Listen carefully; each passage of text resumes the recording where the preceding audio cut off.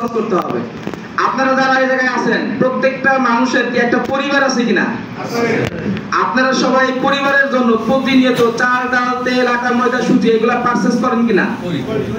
ধরে নেন যে ৩-৪ জনের একটা পরিবার, ন্যূনতম বাংলাদেশে বর্তমান পণ্য দ্রব্যের যে দাম তাতে আমার মনে হয় ১০,০০০ টাকা বেশি লাগে কিনা ভাই? চাল ডাল তেল আটা ময়দা সুজি। এখন আপনাদের কাছে আমার কোশ্চেন, এই ১০,০০০ টাকার পণ্য আপনি যেই দোকান থেকেই ক্রয় করেন কিনা ওই দোকানদার লাভ করবে না ভাই? ধরেন যে সে ২,০০০ টাকা লাভ করছে, আজকের দিন পর্যন্ত কখনো কোনোদিন আপনাদেরকে কি ডাইকে বলছে যে ভাই আসেন আপনার কাছে তো ১০,০০০ টাকার পণ্য বিক্রি করেছিলাম, আমি ২,০০০ টাকা প্রফিট করেছি, নেন ৫০০ টাকা আপনাকে ব্যাক দিলাম, এটা দিছে কখনো? হ্যাঁ দিছে। একটা জিনিস সেটা হচ্ছে কি জানেন, আপনি গেছেন আপনার সাথে ভালো সম্পর্ক, এক কাপ চা খাওয়াইতে পারে, একটা বিড়ি সিগারেট খাওয়াইতে পারে, আর যদি সর্বোচ্চ সম্পর্ক হয় আপনাদের দেন সেই ক্ষেত্রে আপনাদেরকে একটা বড় ঠান্ডা খাওয়াইতে পারে। আমি এতটুকু পাইছি, এর বেশি আপ্যায়ন কখনো পাই নাই। এখন আসেন আমরাও সেম কাজটাই করব, আমাদের প্রতিষ্ঠানও সেম কাজটাই করতেছে। আপনার কাছে একটা প্রাণের তেলের যে দাম, একটা ফ্রেশ আটার যে দাম, বাইরের দোকানেও যে দাম, আমাদের এই জায়গায় কি সেম একই দাম। বাট ওই দোকানদার ১০,০০০ টাকা বিক্রি করলো, ২,০০০ টাকা লাভ করলো, জীবনেও ১ টাকা ফেরত দিল না। বাট আমাদের নির্দিষ্ট কাস্টমার যারা আমাদের প্রতিষ্ঠানের ব্যানারে যারা এই পণ্যগুলো পারচেজ করবে তাদেরকে আমরা ইনস্ট্যান্ট যা প্রফিট হবে, ধরেন যে ২,০০০ টাকা যদি প্রফিট হয় ১,০০০ টাকা ইনস্ট্যান্ট ক্যাশ দেওয়া হবে। তাহলে এখন আপনাদের কাছে আমার কোশ্চেন, যদি এই কাজটা আমরা করি তাহলে এটাকে আসলে আমরা মানুষের ক্ষতি করতেছি না মঙ্গল করতেছি? আপনি টাকা দিলেন, ইনস্ট্যান্ট পণ্য নিলেন, মানে কোনো এমন না যে আমি এখন টাকা দিছি ৬ দিন পরে পণ্য নিব, বা আমি এখন টাকা দিছি ১ মাস পরে পণ্য নিব, এরকম না। তাহলে আপনাদের কাছে আমার ফার্স্ট কোশ্চেন, যে জায়গা কি ধরা খাওয়ার কিছু আছে? ভাই একটু কথা বলেন কিন্তু। প্রথমে আমার এক ছোট ভাই কিন্তু একটা কথা বলে গেছে যে প্রিভিয়াস দিনে আপনারা যে সকল কোম্পানির কথা শুনলে অ্যালার্জি, এমএলএম বলেন, নেটওয়ার্ক মার্কেটিং বলেন, এই জাতীয় কোনো প্রতিষ্ঠান না।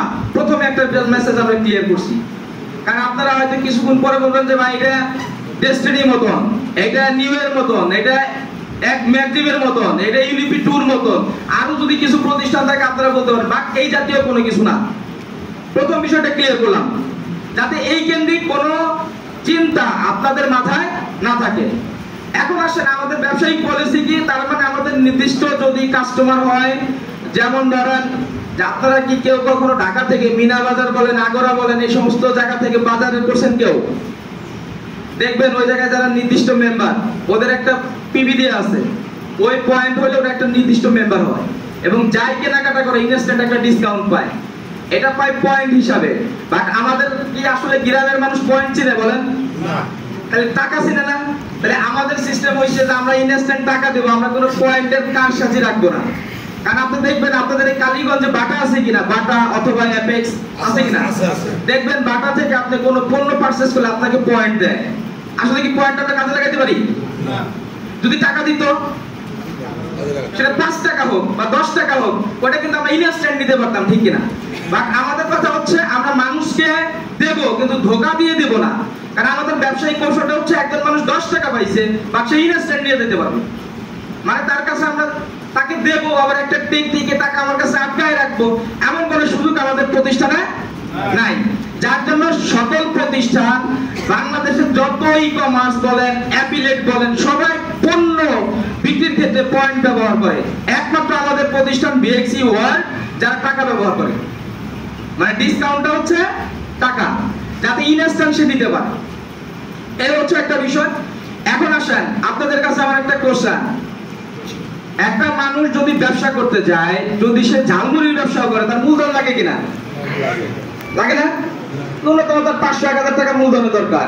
এখন ধরেন যে আপনারা সিদ্ধান্ত নিয়েছেন যে আমরা একটা বাইকের শোরুম দেবো, দেন সেই ক্ষেত্রে আপনার মূলধনের দরকার কিনা? সেই ক্ষেত্রে আপনার ৫০ লাখ বা ১ কোটি টাকার দরকার।